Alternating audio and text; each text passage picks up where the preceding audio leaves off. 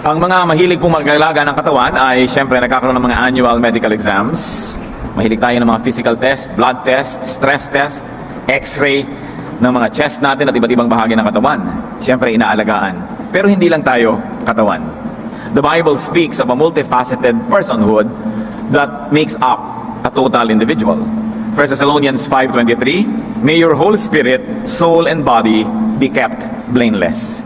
Pinapakita dito yung iba't ibang antas ng ating pagkatao, na merong espiritu na galing sa Diyos, merong katawan na galing sa lupa, at merong personalidad, emosyon, attitude, all of that comprises the soul. When a person dies, the spirit goes back to God, the body returns to the ground, and the soul ceases to be. Pero kailangan natin sa buhay na ito ng soul test. Kung may physical exam, kailangan natin ng soul exam din.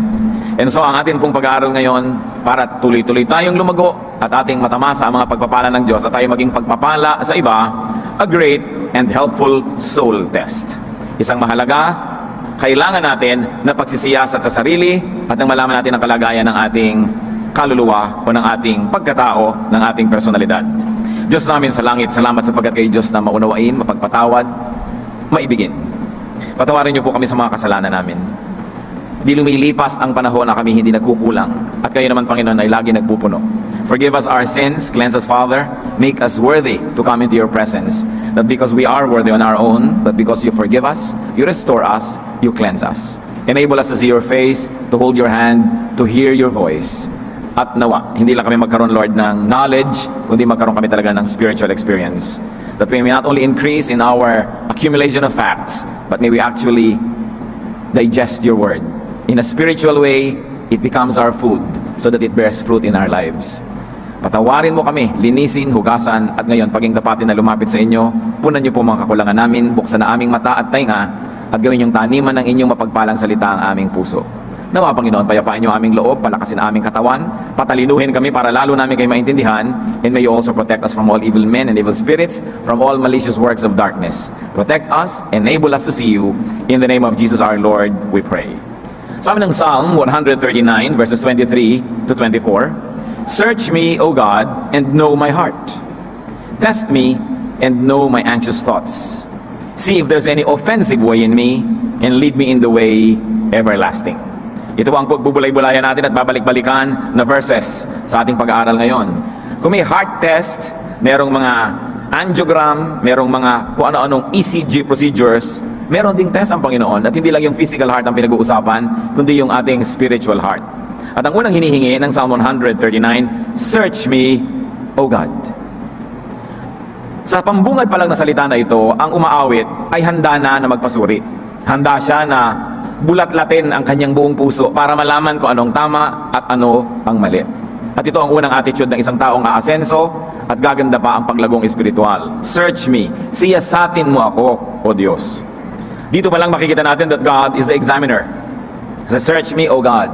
Hindi sinabing search me, O Doctor, search me, O Captain, my Captain. Sabi, search me, O God. Because God is the examiner, the examination will therefore use God's tools. At ano ba ang mga kasangkapan gamit ng Diyos para sukatin, siyasatin ang isang tao? First of all, the Spirit of God. Ito ang number 1 na kasangkapan gamit upang siyasatin ang kalooban ng tao. 1 Corinthians 2:10, the Spirit searches all things. Therefore, a person who lives by the will of God is very sensitive to the leading, prodding, teaching, and rebuke of the Holy Spirit. Yan ang unang-unang ahensya or agent na ginagamit ng Panginoon para malaman natin kung tama tayo o mali, malusog ba o hindi. The Spirit. The Spirit that is in us testifies within us and to us about the situation of our soul. Kaya kung tayo may mga ginagawang mali, nalulungkot naman tayo. At kung hindi natin lubusan na binabaliwala ang ating konsyensya, nakakausap niyan tayo. The Spirit speaks to us. Hindi mo kailangan na i-test ka ng iba, hindi mo kailangan ng mga sophisticated instrument. Tingnan mo lang ang kalooban mo, alam mo na. Another instrument of the Lord in setting the standards of health, spiritual health, is the Word, the written Word of God, the Bible. Alam natin dyan kung saan ka dapat dumaan, alin ang pwede, alin ang hindi pwede, alin ang tama, alin ang mali. Bagamat, kailangan reviewin yung interpretation.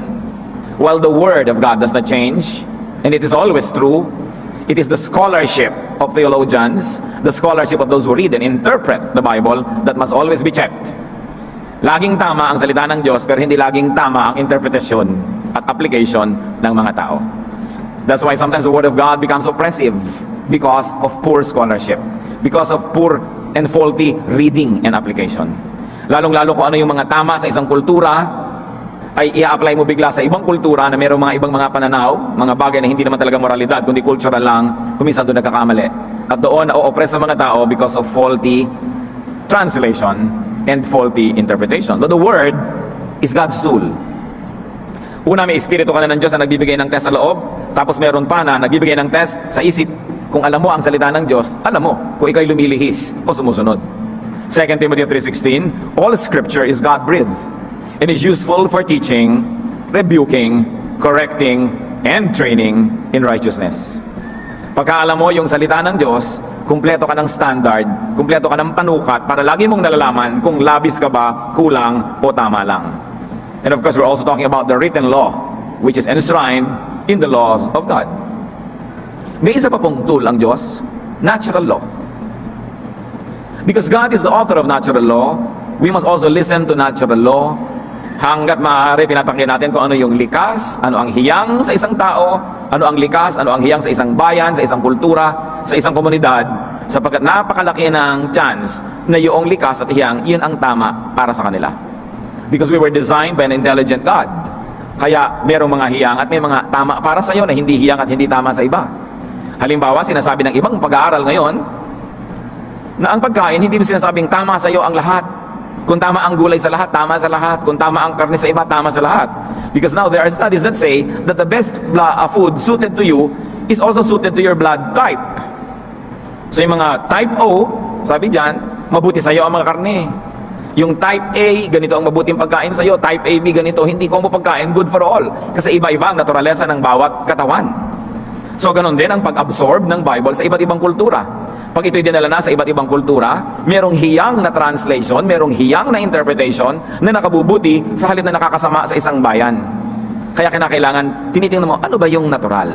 Kasi kung ang Diyos, ang law of nature and lawgiver of nature, you are in good hands if you do not go against what is natural. Kasi siya ang lumikha niyan. Therefore, the law of God, written in natural law, would be logical. And it would give us order because God is a designer. Kaya nga yung law na natural that you can see in nature and also see in the brain of people even though they haven't heard the Bible, nandun pa rin yung law na yon. Ano ba ang tama? Kahit naman sa ang kultura, mali naman na tagain mo ang nanay mo. Diba? Hindi mo kailangan yung Biblia para malaman mong mali yun. Mali na nakawan mo ang kapitbahay mo, anihin mo ang hindi mo tanim. Nakasulat naturally sa isip ng tao kung ano ang malit tama. Kaya lang, pagpatuloy mong pinakinggan yung malit, sinunod yon, nababaluktot yung nakasulat sa iyong isip. Pero nakasulat pa rin yun. Romans 2:14-15, indeed, when Gentiles who do not have the law do by nature things required by the law, they are a law for themselves, even though they do not have the law. Since they show that the requirements of the law are written on their hearts, their consciences also bearing witness, and their thoughts now accusing, now even defending them. Kapag daw ang mga hentil na hindi saklaw ng kautosan ng Israel ay gumagawa batay sa panuntunan nito, ayon sa kanilang likas na pag-iisip, ito'y nagiging kautosan na para sa kanila. Ipinapakita ng kanilang mga gawa na nakasulat sa kanilang puso ang panuntunan ng kautosan. Pinapatunayan din ito ng kanilang budhi, sapagkat kung minsan sila ay sinusumbatan nito at kung minsan na may sila ipinagtatanggol nito sa kanilang isipan. So ang sinasabi ng sumulat ng Roma, kahit wala yung mga non-Israelites ng ating law, nakasulat pa rin yan sa kanilang puso.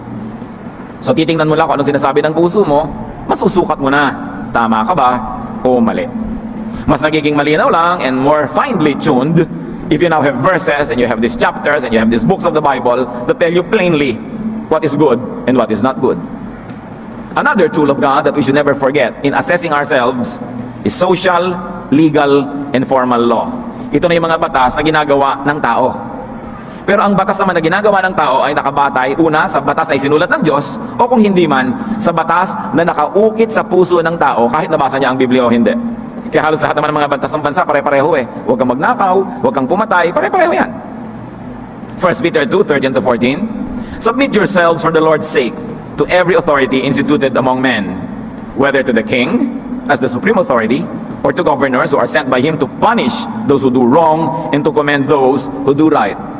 So pag sinusuri po natin ang ating sarili, tinitingnan natin ano ba ang sinasabi ng natural law? Am I going against natural law? Ano ba ang sinasabi ng law of God as enshrined in the Bible? Ano ba ang sinasabi ng law of the land, ng kaugalian ng aking bayan, ng aking kultura, sapagkat ito man ay isang uri rin ng batas? Lahat yan, tinitingnan natin kung nagiging mabuti tayong mamamayan, nagiging mabuting anak ng Diyos, o nagiging mabuting individual. Pero bigyan natin ng diin. Submit yourselves out to governors who are sent to punish those who do wrong. Pero kung yung governor na ang doing wrong, magsasubmit ka pa doon. Dapat mong isiping mabuti yon. Because the premise of the submission being asked by the Bible from the people is submission to righteous leaders. That while they are dispensers of righteousness, they are extensions of God's arms, we must submit to them. When they become extensions of satanic arms, isipin mong mabuti kung nag-a-apply pa itong policy na ito. In other words, natural law, legal law, social law is given for orderliness. Para may ayos. God kasi, God ng kaayusan. Kaya maging ang mga kaugalian, nagbibigay ng kaayusan kasi pag bigla mong sinuway, nagugulo yung social fabric. Matthew 22 verse 21, give to Caesar what is Caesar's, and to God what is God's. Sinusuri natin ang ating sarili. Talaga ba? Ibinibigay ko ba yung kay Cesar? Ibinibigay ko ba yung sa Diyos? Kung ako ba ay bumibili sa tindahan, ibinibigay ko sa nagtitindaan tubo o panahingi ko ng discount? Ako na lang ang nakinabang. Pag nakikigamit ba ako ng gamit ng may gamit, binibigyan ko malang ng regalo. Nang hiram ako ng mga kaldero, yung isa ba naman o isinoli ko, may laman o walang-wala. You give to Caesar what is Caesar's. Kung sino ang nagbibigay sa iyo, susuklian mo. Kung sino ang karapat-dapat tumanggap ng iyong katapatan, ng iyong kabutihan, ng iyong paglilingkod, gagawin mo yon. Because you give to Caesar what is Caesar's, and to God what is God's. Titus 3:1, remind the people to be subject to rulers and authorities, to be obedient, to be ready to do what is good. Now, will you rally behind an evil leader? Hindi na yun good. Kaya dapat sinusuri. Kasi kadalasan itong mga verses na ito, ginagamit pang utos sa mga tao so that they will always be unquestioningly submissive kahit sa demonyo. Kahit sa masamang namumuno, submissive daw itinuturo ng simbahan. Kasi sabi ng Biblia, nakakalimutan nila na pinapasunod ka habang sumusunod yung leader sa Diyos. Hindi na siya sumusunod, susunod ka pa ba doon? Dapat mong suriin. At isa pa siyempre, nakasangkapan ng Diyos para suriin ang ating kalooban, the conscience. 2 Corinthians 1:12, our conscience testifies about how we have conducted ourselves in the world. Kahit gaano tayo magsikap na kumbinsihin ang sarili natin na tama ang ating ginawa, magsasalita pa rin naman yung budhi natin eh. No matter what rationalization you try to do, no matter what reasoning you try to employ to justify yourself and to condemn others, your conscience will speak. Dapat pinapakinggan. Sabi sa Biblia, certain persons by rejecting their conscience have made shipwreck of their faith. Nagkawasak-wasak ang kanilang pananalig sapagkat di nila binibigyan ng pansin ang panunurot sa kanila ng kanilang budhi. Yung maliit na tinig, mahinang tinig, na laging nandoon nagsasabi kung tayo'y tama o mali. Psalm 139 verse 23 says, know my heart, know my anxious thoughts. Yan ang hinihingi sa Diyos. Alam na naman ng Diyos lahat, di ba? So anong ibig sabihin ng know my heart, know my anxious thoughts? It only means, I'm exposing to you my anxious heart. Come and look at it. Hindi ko tinatakpan, hindi ko nilalambungan ng anumang belo para maitago ang gusto ko'y kubli. Know my anxious thoughts. I'm exposing myself to you, O God. Walang takip, walang excuses, walang rationalization, walang pagdadahilan. Heto ako, tingnan niyo ako kung ano ako talaga. Therefore, the search is internal. To know your heart, to know your anxious thoughts, nasa loob. Hindi sinabi ng Psalm 139, know my deeds. Bakit po hindi pinapatingnan yung gawa? Kasi ang gawa ay pwedeng mandaya. Pero sabi niya, ang tingnan mo yung aking puso, yung aking pag-iisip. Hindi pwedeng dayain yung nasa loob.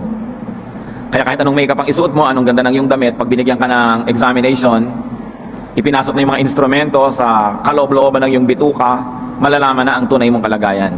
At ganito ang hinihingi ng Psalm sa Diyos. Siyasatin niyo po ang aking kalooban. The search is internal, it is deep, it is within. The search is about one's intentions, not actions, because actions can deceive.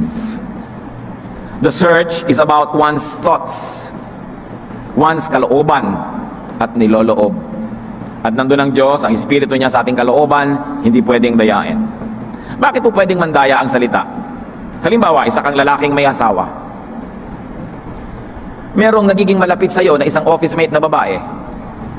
Talagang binibigyan ka ng sandwich, hati kayo sa lunch, lagi kang naaalala, lagi kang pinapautang, etc., etc. Ikaw namang si lalaki, sasabihin mo kay babae, don't fall in love with me, ha? May asawa ako, may wedding ring ako, don't ever fall in love with me. Ang tino ng lalaki, no? Sabi niya, don't fall in love with me, may asawa na ako. Pero araw-araw si lalaki, tinetext ka, musta ka na? Miss na kita. Ang ganda ng haircut mo. Ang ganda mo ngayon. Pag nakikita kayo, pinipisil ng konti yung daliri mo ng lihim. Pag walang nakatingin, hahalikan ka ng konti sa pisngi. Sabi niya, friendly kiss. Alam na niya na mayroon kang pagtingin sa kanya, tapos ginagani-ganito kanya, minimiss you, hinahalik-halikan. Pero sabi ng salita niya, don't fall in love with me. Para nga naman kung sakaling magkagipitan, magkahirapan, pwede kanyang sabihin, I told you so. Nakita niyo yung trick? Yung salita, lilinawin. Pero yung action, lalabuan. Ikaw naman, syempre, lalo umiibig ka, gusto mo talagang lumabo, di ba? Dahil doon sa malina, wala kang pag-asa, sa labuan na lang. Pero pagdating ng araw, walang sisihan. Sabi niya, sinabi ko sa'yo noon, may asawa ko, hindi ako pwede. Pero ano yung action? Kaya mga kapatid, ang ipinapasuri, thoughts, not actions, not deeds. Deeds can deceive you. Words can deceive, but not the thoughts. Kaya yung tunay na asenso ang espiritualidad. Yung tunay na magpapalinis ng kalooban, ang ipapasiyasat sa Diyos, Lord, yung pong thoughts ko. Oo nga, mabait ka sa isang tao, ano pala yung intention mo? Masama pala yung intention mo. Eto ka, bata, binibigyan ka ng candy, yung pala pampatulog yun para ma-rape ka. Pero tuntua ka, binibigyan ka ng candy, ano yung intention? The person should allow God's instruments to probe, to see, and to hear what happens beneath the surface. Tayo man mga kapatid, lahat ng ginagawa natin, ipasiyasat natin lagi sa Diyos yung loob. Ano yung niloloob ng mga gawain natin? Kung sa medicine nga, may endoscope, ipapasok sa lalamunan mo, ipapasok sa katawan mo yung instrumento, may camera, may ilaw yon. Meron pa ngayon na capsule endoscope. Lululunin mo, akala mo capsule, pero camera, may dala na rin siyang light. Maifi-film niya yung lahat ng nangyayari sa iyong esophagus, hanggang sa iyong stomach, hanggang sa iyong large intestines, hanggang sa iyong small intestines, at na-i-film. Paglabas nun ulit, siyempre aabangan na lumabas yun, i-replay, alam na nila nangyari sa loob mo. Sabi natin, wow, advance. Pero kailan lang nagkaroon yung capsule endoscope? Ngayon lang, kamakailan. Pero 1,000 taon na, nun pa man, walang ganyang kailangan ng Diyos. Alam niya ang ating niloloob. Akala natin, advance na tayo. Ang liit-liit pa nga ng paglapit natin sa karunungan ng Diyos. Kaya sabi, Lord, yung karunungan nyo ang gamitin nyo para ako sukatin. Kasi ang sariling karunungan ko, mandaraya. Ang karunungan ng tao, maaring kulang. Pero yung sa inyo, yun ang totoo. Imagine what kind of instruments God has. So we will always allow, and we should always allow God to examine us. Psalm 139 verse 24, ano yung sabi dito? See if there is any offensive way in me. I think this is one of the most important statements of man. Nagtatanong, nagsasabi sa Diyos, siyasatin niyo po kung ano sa aking paraan ng pamumuhay, pagsasalita, pag-iisip, pagkilos, paggawa, ang offensive. Nakakagalit. Nakakainis sa iba. Offensive means violating or tending to violate, or it can mean causing anger or annoyance. Remember, an offensive way doesn't have to be a wrong way.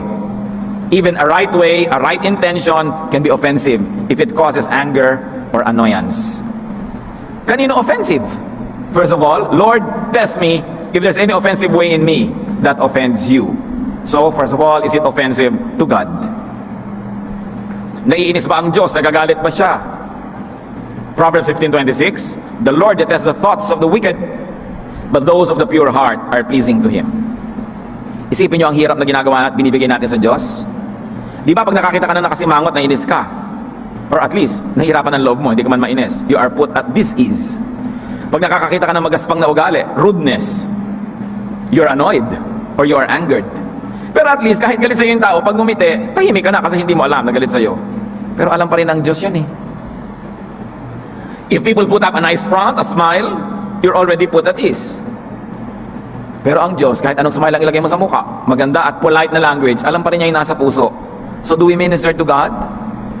Or do we annoy God with our evil thoughts? Kita niya eh. May maruming toilet, iniisara mo yung takip, hindi mo na nakita. Mabaho, takpan mo yung ilong mo o lumayo ka, hindi mo na amoy.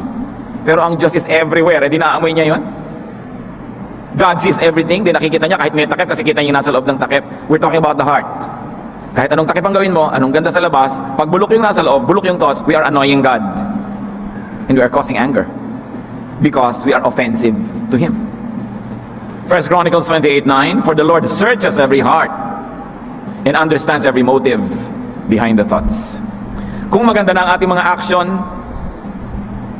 ang next naman na project, tiyakin na maganda talaga yung thought behind it. Charitable ka, mapagkawang gawa, ano naman yung thought behind it? Baka naman politiko ka lang na nagpapapogi points. You still annoy God. Pautang ka ng pautang sa mga kamag-anak mo para pala ma-embargo mo lahat yung mamanahin nila dahil napautangan mo na, so nakaka-annoy ka rin. Ang bait-bait mo sa isang dalaga, yung pala pinapaamo mo lang para maging biktima mo siya. Hindi annoying pa rin yun because the Lord searches every heart. Kung minsan nalilibang tayo mga tao, kontento na tayo na maganda yung labas, hindi na natin tinatrabaho na pagandahin pati loob. Sapat na yung appearances, sapat na yung nakikita ng tao, hindi naman tao yung magsa-search, kundi Diyos. Psalm 94:11, the Lord knows the thoughts of man. Alam niya ang iniisip. So see if there's any offensive way in me, offensive to God, and of course, offensive to men. And in very practical terms, mas nais nating bigyan ng pansin yan. Are we offensive to people? Because when we offend people, we also offend God. Matthew 25:40, I tell you the truth, whatever you did for the one of the least of these brothers of mine, you did it for me. And the reverse is, whatever you did not do for the least of these brothers of mine, you did not do it for me. Sabi ni Jesus. So when we offend people, we actually offend God as well. Which is the heart of the matter, as we discuss now. How do we test for offensive ways in us? Sabi kasi ng verse, see if there is any offensive way in me. So we should test for offenses we inflict on people. And this is the heart of the matter, brothers and sisters. Do we offend people? Because if we do, then there are offensive ways in us. And whenever we offend people, we also offend God. May annual test. Anong score ng ating red blood cells? Anong score ng ating chemical components sa blood? Etc. etc. Kung soul test tayo, ang tanong, how many people have we offended this year? Hindi pa tapos ang taon, pero nakakailan na kayo nang na-offend this year? How many people have we offended last year? Are we keeping scores? O ang binibilang lang natin yung mga blood sugar, cholesterol? Pag namatay naman yung katawan natin, wala na yun eh. Pero yung harm na ginagawa sa soul natin, nakaka-offend tayo. And one more thing, brothers and sisters, because offensive people are rarely aware that they're offensive. Iniisip nila, masama ang mundo, ako yung tama, kaya sila na-offend sa akin, kasi wrong sila. Hindi pinag-uusapan ng morality sa offense. Ang tinatanong lang, do you cause anger and annoyance in people? Tanong, are there patterns by which we offend them? Kasi sabi, see if there's any offensive way in me. How do we know that, brothers and sisters? Just consider what people complain about you. Pag inilista nyo ang mga inireklamo ng mga tao tungkol sa inyo, reklamo ni X, reklamo ni Y, reklamo ni Z, reklamo ni M, reklamo ni L, eto, makikita nyo na merong kuminsan pabalik-balik na elemento na inireklamo ng mga tao tungkol sa atin. Either masakit tayo magsalita, masungit tayo, magaspang ang ating ugali, o madamot tayo, selfish, we always get and forget, and we like people to always give and forgive. We always like to receive. Receive tayo ng receive and we don't give anything in return. People can be complaining about that. Think.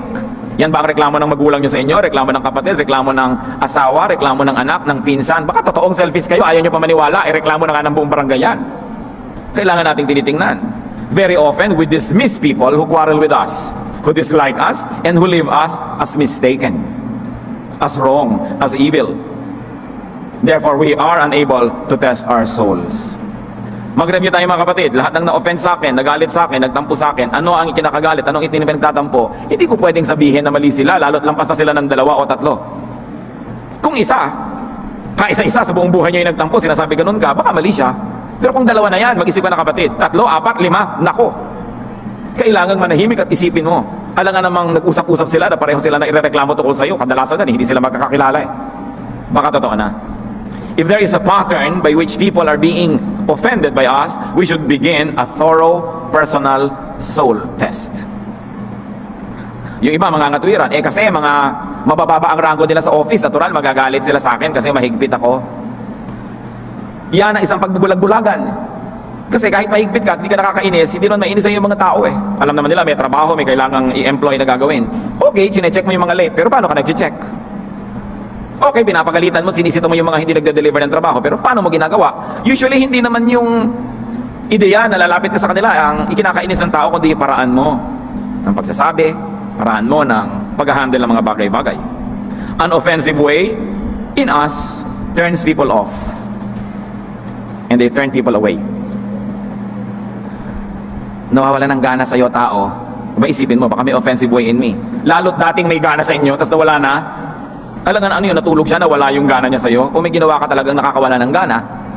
Ang tao naman, hindi naman isang ginawa mo, wala ng gana sa'yo. Dalawa, hindi eh. Usually series, system, bago mawala ng gana sa'yo ang tao. An offensive way turns people away, lumayo. Isipin ninyo na accomplishment na mapalapit kayo sa isang tao. It's a great accomplishment. But can you imagine the reverse? What negative accomplishment it is na mapalayo ninyo ang tao, lalo't malapit na, lumayo pa. Kaibigan mo na, naging kaaway mo pa. Kakampi mo na, naging kalaban mo pa. Surely, na-offend yun. Dapat nating isipin. Are we generally liked or disliked? Not superficially, kasi yung mga tao, likable superficially. They open doors for you, they pull chairs for you, they smile, they say hi, they say good morning, they're very nice sa labas. Pero sa loob, bato ang puso. Hanggang labas lang, hanggang etiquette, hanggang kagandahang asal. Pero alam na alam mo sa kalooban bato, matigas, hindi magbibigay, hindi magbe-bend, hindi mag-a-adjust. Yung agenda niya ang gagawin niya, yung gusto niya ang gagawin niya, pero nakangiti siya, nag-good morning sa'yo. Yan ang nakaka-deceive. Those who are socially very nice, but only on the surface. It's like a soft velvet glove worn by steel fists. Ganun yun. Ang lambot-lambot na guwantes, pero ang loob, kamay na bakal. Matigas pa rin. Madali tayo kasing madala eh. Pag ang tao ay maamo, marunong mag-good morning, may etiquette, akala natin mabait na. Tayo man ganon. Pag mapagbigay tayo sa labas, eto ang plate, ikaw muna unang kumain, hello, good morning, may konting bawa. Akala na natin mabait na tayo. Pero paano tayo nagbibigay sa ating kapwa? Paano tayo nagpaparaya? Paano tayo nagsasakripisyo kung kailangan? Doon nalalaman yung lampas sa pang-ibabaw na kagandahang asal. How do we know if we're offensive? Ask. Do our conversations generally end in quarrels? Pag nakikipag-usap kayo, kadalasan ng ending away, kahit sino yung kausap nyo, mag-isip-isip na kayo kapatid. Something is very offensive in me. Mahirap manggalit ha. It takes a lot of energy to anger somebody. And people will rather not be angry than angry. So pag napagalit nyo yan, kagalit-galit nga kayo. Do our conversations generally end in fights? Maraming religyoso ganyan, maraming born-again Christian ganyan. Pag nakikipag-usap sa kamag-anak, ang ending, batuhan ng Bible. Walk out, awayan, sumbatan. Kasi, offensive ang way. Maganda ang layunin, dalhin sa Diyos ang kapwa, pero nakakainis ang pamamaraan. Nakakainisan. Magtanong-tanong tayo mga kapatid. Ang dami ko nang nakita. Magkakapatiran pa daw, magsasali-sali, magnenego-negosyo. Mamaya away-away. Hindi naman kasali yung pastor nung nag-incorporate, ngayon naghihiwalay na, pastor, singilin nyo naman po si brother, sabihin nyo magbayad sa akin. Teka, kailan pa naging kobrador ang pastor? Gustong isangkot sa mga gulo, pero hindi naman kasali nung nagsimula sila mag-usap. Ang tanong, ang ganda ng usapan nyo noon, ba't kayo nagkagulo? Surely, one or all of you have offensive ways. What happens to our partnerships? Nadidissolve ba? What happened to our friendships? Do they end badly? Then you have to ask yourself, Lord, search my heart. Is there any offensive way in me? Kahit pag nananalamin ako, ang ganda-ganda ng mukha ko, ang ganda-ganda kong ngumiti, perfect ang mga pronunciation ko ng good morning, pero bakit nakakainisan ako? Maling-mali ang mundo, ang sama-sama ng mundo, ako lang ang tama. Ganyan ang kadalasan na point of view ng iba. Kaya hindi nasusuri, hindi nagagamot. Sugat man na tinatakpan, ay hindi mapapagaling. Kailangan tanggalin ang takip, tanggalin ang langib, kudkurin, suyudin, linisin, masakit, mahapde, pero yun lang ang paraan para gumaling. Paano mo malalaman kapatid kung ikay mabuting tao o hindi? Ano nangyayari sa iyong mga kapagkaibigan, pakikipagmabutihan? Nauuwi ba sa gulo? Matthew 7:17 to 18 and 20. The Lord Jesus speaks, every good tree bears good fruit, but a bad tree bears bad fruit. A good tree cannot bear bad fruit, and a bad tree cannot bear good fruit. Thus, by their fruit, you will recognize them. Huwag na tayong malito. Tama ako, maganda ang pamamaraan ko, etc. etc. Ang tanong ito, ano naging bunga? Minakaaway ka. So yung bunga, ang test ng puno. Kung mabuti ang puno, mabuti ang bunga. Sapagkat ang masamang puno ay hindi mabubunga ng mabuti, at ang mabuting puno ay hindi mamumunga ng masama. Kung kadalasan sa mga relasyon mo nagwawakas sa away, hindi maganda ang puno. Kung ang mga partnership mo, kasosyo mo, lagi kayo nag-aaway-away, hindi maganda ang iyong pamamaraan. Huwag mong sisihin ang mundo. At least, kasali ka sa mali, pero hindi pwedeng sila lang ang mali. Kaya ang sabi, search me inside. Kasi kung panglabas lang, madali nating dayain ang ating sarili. You will know if you have offensive ways, if you offend people. Nakakainisan ka. Nilalayuan ka. Nakikipaghiwalay sa'yo yung dating malapit. Nakalalamig sa'yo yung dating mainit. Tinatabangan sa'yo ang dating ganado. Alam nyo kung anong sayang ang panahon. Kasi sa ating pakikipagkapwa, sa ating pakikipagmabutihan, we invest time. We invest effort. We invest money. We invest talent. Tapos ang tagal-tagal yung magkasama, sobrang investment yung ending, mag-aaway kayo, sayang lahat yun. Eh hindi naman ibabalik ang panahon. Yung bang lumipas na petsa, may babalik mo? No way. Sayang. Kaya dapat yung nandun na pinapahalagahan. Yung kaibigan mo na pahalagahan mo na. Yung asawa mo na ang tagal-tagal mong ligawan, partner mo ngayon, huwag na mawala na siya ng gana sa'yo hanggang layasan ka na. Yung kasama mo sa trabaho na ang tagal-tagal nyo magkasama, kasosyo mo, ang dami nyo magagandang araw na magkasama, bakit ang gagawin yung ending? Away. Dapat tingnan, is there any offensive way in me? Why is it the solution? Because as long as you always accuse the other person will do the same, accuse you, hindi yan mariresolve. Kailangan ayusin mo yung sarili mo, ayusin niya yung sarili niya, magkakaayos kayo. Sabi, see if there is any offensive way in me.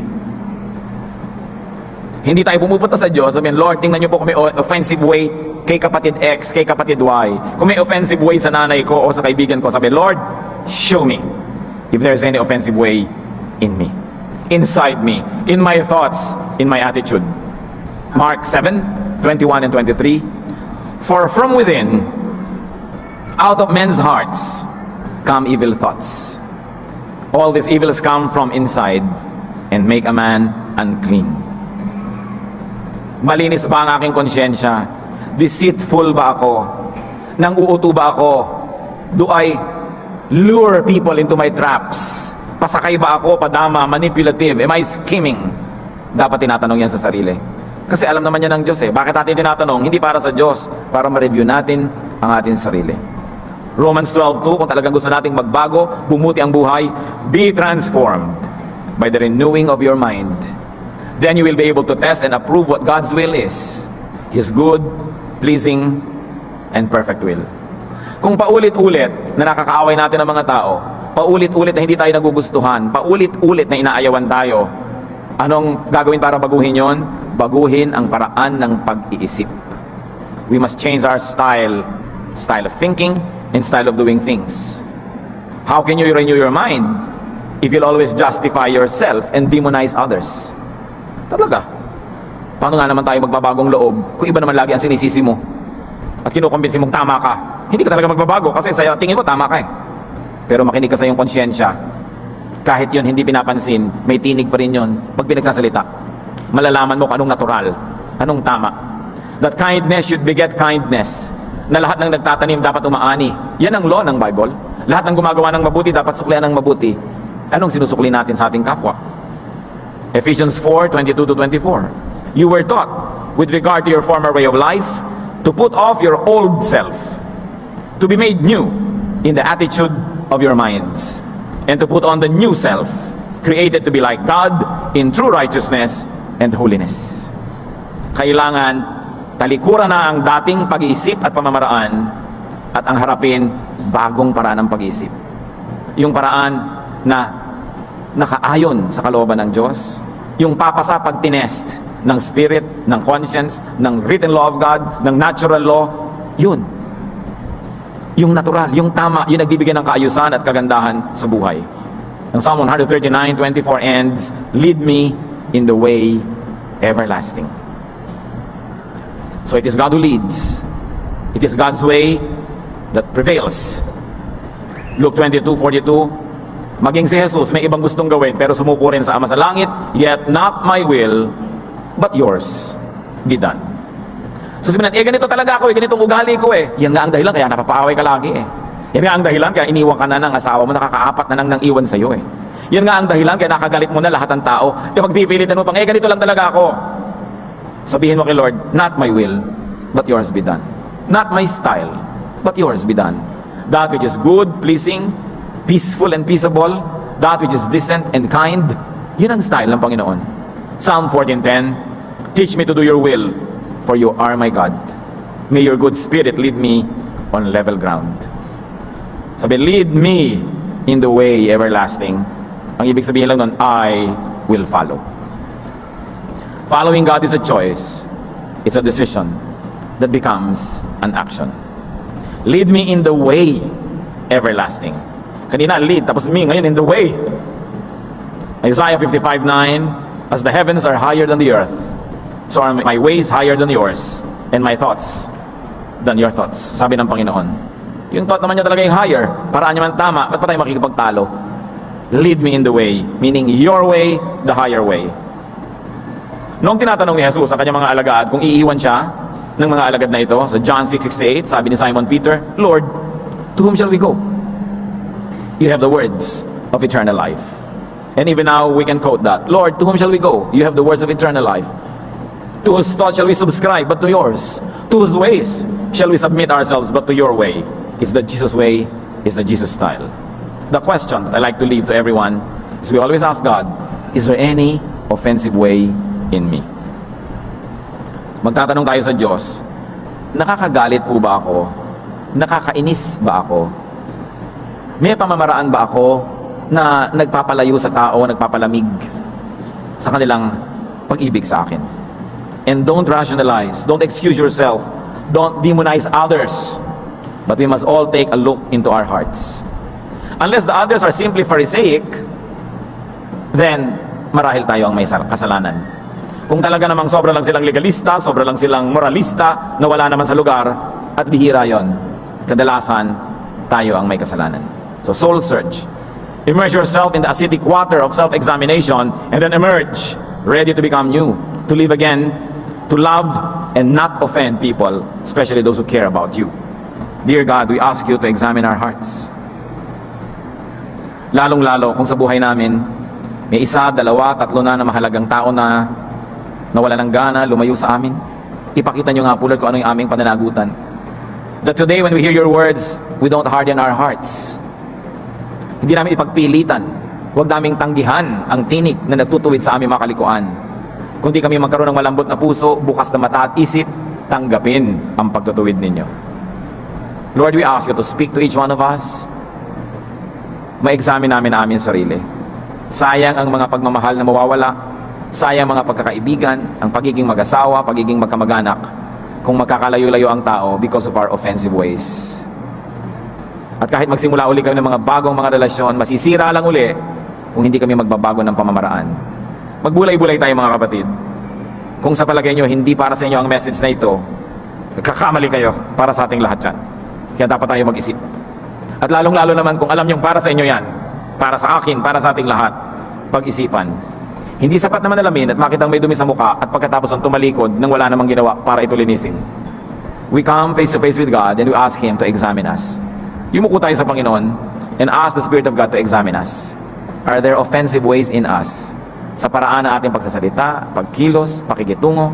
Tayo ba ay selfish, maramot, one-way makipagrelasyon? Tayo ba ay sakim? Tayo ba ay magaspang? O maganda ang labas pero ang loob singtigas ng bakal? Mag-isip-isip, magbulay-bulay. Panginoon, mangusap po kayo sa amin.